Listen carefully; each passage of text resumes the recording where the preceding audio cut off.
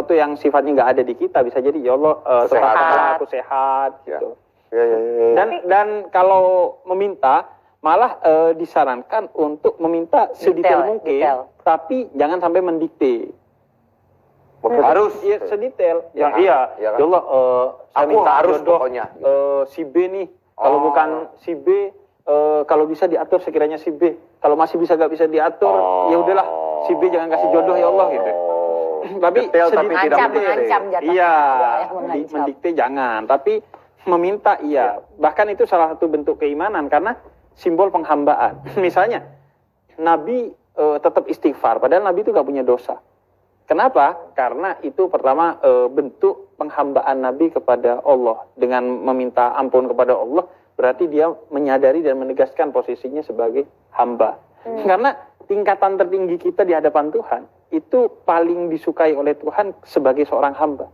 Nabi aja ketika dimi'rajkan, Quran itu katakan bahwa dia adalah hamba. Seorang Nabi Muhammad aja dipanggilnya ketika bertemu dengan Tuhan sebagai hamba, bukan sebagai nabi, bukan sebagai rasul. Artinya status sebagai hamba itu status yang paling tinggi, karena Tuhan senang sekali ketika kita betul-betul merintih, menangis, memohon dikasihani sebagai simbol penghambaan kita kepada Emang bego, gue masalah agama nih bener ya. Ya baru tahu ya kayak gini-gini. Ya maksudnya kita semua kan belajar tuh kan nggak pernah ada kata berhenti untuk berdoa aja. Emang kelihatan sih kalau Desta sih. Karena kalau saya kan emang udah saya dulu sempat mendalami banget Bu Marley lagi. Aduh, Bu Marley. Nah, maksudnya lumayan sempat membedah lah gitu. Beberapa kali juga ngobrol sama ustadz, profesor gitu. Iya, artinya kadang justru ya orang-orang yang kita persepsikan, wih ini jauh dari agama, tapi kan kita kan nggak tahu ya kesendiriannya. Misalnya ada Abu Nawas tuh, Abu Nawas itu tukang bohong. Enggak, tukang bohong, yang kan tukang bercanda. Oh iya. Tukang bercanda. Tapi kan ada itu kan dia kan suka berbohong. Iya. Abu Nawas. Ngeles. Abu tuh mau nyate Aladin kalau Abu. Iya. Iya benar kan? Iya. Nah, jadi dia ini kan terkenal dengan orang yang suka bercanda, ketawa sana sini, kemudian ngebohongin waktu itu pemimpin-pemimpin yang zalim dan lain sebagainya. Tapi di tengah kesendiriannya, dia itu selalu berdoa dengan tangisan yang menderu-deru kepada Tuhannya. Akhirnya jadi lagu tuh Haddad Alwi yang Al-I'tiraf. Ilahi stulil firdausi ahla, ya Allah, aku nih nggak pantas masuk surga, tapi takut masuk neraka. Jadi tolong kasihani aku. Gitu. Oke. Jadi itu ditaruh di dalam bantalnya karena khawatir ketahuan sama orang-orang di sekitar dan kemudian dipermasalahkan oleh rezim saat itu. Akhirnya selalu dalam kesendiriannya, di luar dia sih ketawa-ketawa, tapi di dalam kesendiriannya dia menangis kepada Tuhannya. Nah, kita kan nggak tahu ya, Desta yang di luar, wah ketawa-ketawa. Bisa jadi di dalam rumahnya ya tetap gini. Rasain orang lama-lama nih. Tapi cukup nggak sih berbuat baik kayak Cup? Cup lagi. Dia nggak pernah bener. Jadi kacau ngomong. Cukup nggak sih berbuat baik? Apa? Ya cukup nggak kita berbuat baik kayak di dunia ini? Maksudnya ya kita berdoa ya, cuman maksudnya kan banyaklah hal-hal yang masih kita tidak lakukan kan. Misalnya masih sholat masih bolong-bolong, puasa juga masih bolong-bolong. Nah, cukup nggak sih kita berbuat baik terhadap sesama semua itu? Menurut gua nggak cukup, karena kalau di Quran itu selalu dikatakan beriman dan beramal soleh, itu selalu digandeng. Man amana wa amila solihan. Karena kenapa? Karena bukti dari iman adalah dengan lu berbuat baik kepada semua makhluk Tuhan dan beribadah kepada Tuhan, dan berbuat baik kepada semua makhluk Tuhan. Kalau tidak dilandaskan dengan iman, Tuhan akan balas sesuai dengan kebaikan yang kita lakukan, tapi hanya di dunia.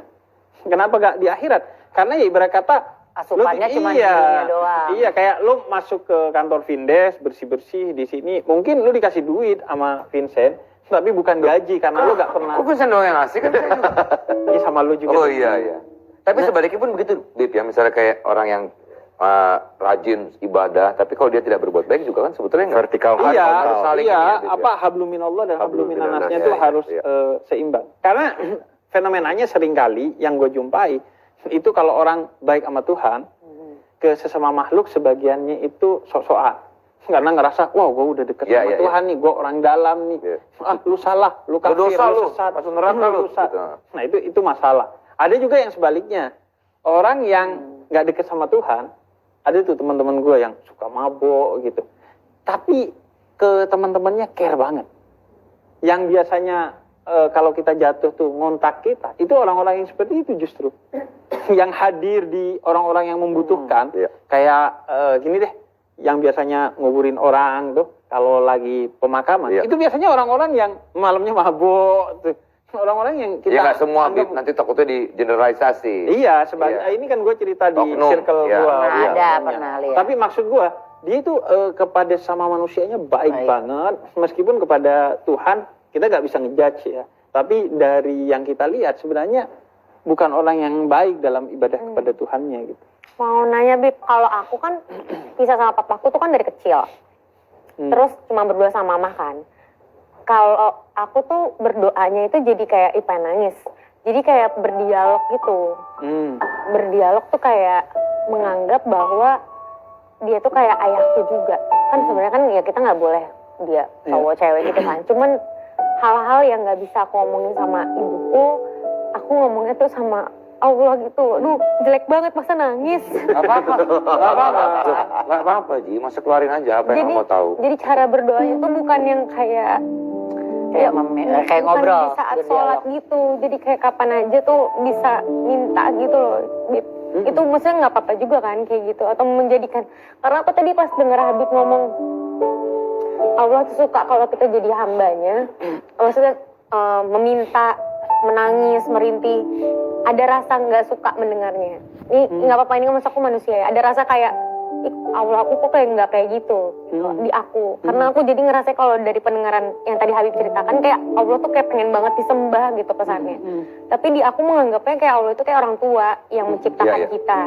Aku aja sama ibuku aja, walaupun aku cuma punya ibu, ada apa-apa pasti minta tolongnya sama dia. Minta bantuannya sama dia. Karena dia yang lahirin aku. Nah di atas ibuku ada yang nyiptain aku nih. Yang aku juga ujung-ujungnya baik sama dia. Jadi aku ngerasa kayak kalau dia terlalu dengan kata-kata itu yang kadang-kadang bikin orang jadinya nggak mau beragama atau jadi nggak percaya sama Allah, karena itu kan kayak kesannya. Padahal sebenarnya enggak juga sih. Gitu. Iya sebenarnya pertama ya, gue tuh selalu ketika ngobrol tentang agama sama orang yang kemudian meneteskan air mata, kayak air mata itu setetesnya dari sumbernya keimanan. Misalnya lagi bahasa agama tiba-tiba netes air matanya. Air mata itu tuh begitu berharganya. Sehingga kata Nabi Muhammad, dia bisa memadamkan api neraka. Bib, aku bisa nangis deras banget loh ini. Biar padam banget. Iya, padam banget. Artinya itu kan simbol ketulusan, keimanan. Sehingga orang mukmin itu bisa memadamkan api neraka dengan ketulusannya. Apalagi sampai meneteskan air mata. Dan kalau yang gue maksud, ya sebenarnya Tuhan mah mau disembah atau gak disembah malu, ya tetap aja dia Tuhan. Tapi kenapa Tuhan minta disembah, minta lu berdoa? Karena kalau enggak, lu pada akhirnya akan menyembah selain Tuhan. Karena kenapa? Pada dasarnya kita tuh nggak bisa hidup sendiri. Kita tuh butuh sandaran. Saat ada ibu kita, mungkin ke ibu kita, tapi ibu kita bisa meninggal. Ayah kita juga begitu, saudara kita juga begitu, teman-teman kita semua mungkin akan meninggal, akan suatu saat nggak bisa lu sandarin lagi, akan punya masalah juga dan lain sebagainya. Karena itu lu selalu butuh sandaran, sehingga memang kalau Tuhan diyakini tidak menciptakan lu, maka lu harus menciptakan Tuhan, karena lu butuh Tuhan. Makanya kata Tuhan, daripada lu aneh-aneh nanti nyandarnya, udah nyandar ke gua. Jadi balik lagi kebaikannya itu kepada kita. Dan itu bukan simbol Tuhan pengen disembah atau enggak, tapi justru itu simbol kasih sayang kepada Tuhan. Ya, lu tahu enggak kata-katanya kan? Nah itu betul. Kata-kata sembah itu kan kesannya kan, yaitu selalu menganggapnya adalah Allah itu adalah kayak tempat kita bersandar. Jadi kayak orang tua kita curhat, kita cerita. Kalau sembah itu kesannya kita kayak belalang kan memang. Belalang sembah dong. Jangan, tapi mungkin karena itu tertulis juga. Ini baru mau memadamkan api neraka loh nih Vincent. Baru mau nangis loh nih. Kalau air mata lu sih enggak kayaknya ya. Tapi ya balik lagi. Nanti mau jadi kata-kata sembah itu selalu jadi kayak. Karena mungkin karena emang tertulis kan di Al-Quran sembahlah baku segala macam secara bakunya itu mungkin emang disampaikan aja. Tapi secara yang kita percayai kan kita percaya kalau dia ada di setiap nadi kita, di setiap Betul, lahan nafas sama kayak kita. gini, Jadi Bib. kayak Orang tua kita sejelek-jeleknya kita tidak akan menghukum. Misalnya kita kok misal Allah nih menghukum kita dibakar di api neraka segala macam. Apakah Allah sekejam itu? Sebenarnya semua yang keluar dari Allah itu adalah rahmat, artinya cinta kasih. Maka termasuk neraka pun itu ya dibuat karena cinta. Gua kasih analoginya gini. Kalau lu dipaksain masuk surga, sebenarnya Tuhan bisa maksain lu dengan segala kemaksiatan lu masuk surga. Tapi yang pertama pasti orang di surga protes dong. Ya gak adil. Gua kan katanya baik, makanya dikasih surga. Ini nggak baik kok dikasih surga juga. Kemudian yang kedua, surga itu kalau lu dalam keadaan yang tidak mantas di sana, maka lu gak akan merasakan kenikmatannya. Kayak ruang ber-AC itu nikmat bagi orang yang sedang baik-baik saja. Tapi bagi orang yang sakit, AC justru menyiksa dia. Bahkan dikasih es krim yang nikmat pun, dia nggak akan merasa nikmat. Karena lidahnya lagi nggak bisa merasakan nikmat. Justru memperparah sakitnya. Jadi nggak bisa dipaksain masuk surga. Makanya Tuhan lewatin neraka untuk dihilangkan penyakitnya sehingga lu pantas masuk surga. Plus juga di surga itu kan isinya orang-orang baik ya. Katakanlah ya, misalnya di surga isinya orang-orang baik, tiba-tiba ada Desta nih. Baliklah. Dia kan introvert pasti di surga kan. Gue mau ngobrol sama siapa ya? Bukan introvert nih. Gak nyambung. Milih mau ngobrolnya sama siapa dipilih dulu. Gak ada yang bisa dipilih Beda sama sama dia. dunia beda. Nggak usah gitu, nggak usah bacain itu gua. bukan, karena di surga bukan circle-nya Desta. Jadi dia bingung. Dia bikin circle baru, Beb, di sana pasti. Tapi ntar lu bisa ketemu kita kota. Supaya lu. Tapi Bib, maksud tadi itu, apakah memang hukumannya harus sekejam itu? Maksudnya kan memang kalau memang mau dibuat tadi itu, kelihatan neraka dulu, apakah memang harus dibuat sekejam Kayak itu? itu udah lillahi ta'ala deh Kak, masalah Iya, surga karena dan itu neraka. untuk ya kayak gini, kayak obat pasti ada efek sampingnya, ada pahitnya, ada segala tantangan untuk membersihkan itu. Makanya gue nyambung ke Henzi tadi, ketika Henzi bilang, gue tuh pengennya Tuhan yang begini. Tapi itu kan mindset lu dengan segala kefemininan lu. Tapi kadang bukan hanya soal roja harapan, tapi Tuhan itu juga sosok yang harus lu takuti. Karena beberapa orang justru akan dekat kepada Tuhan ketika melihat Tuhan dengan rasa takut. Mungkin orang yang punya hatinya penuh dengan kelembutan akan pengen merasakan kehadiran Tuhan dengan harapan, dengan kasih sayang. Tapi juga wajah Tuhan yang lain, yaitu yang tegas sehingga orang mau tunduk kepada Tuhan, itu juga dibutuhkan. Bukan karena Tuhan yang pengen begitu, tapi karena orangnya yang harus digitui. Ya karena kan mungkin ada beberapa case juga yang akhirnya mereka kembali ke Allah karena dapat ujiannya dari azab misalnya. Iya.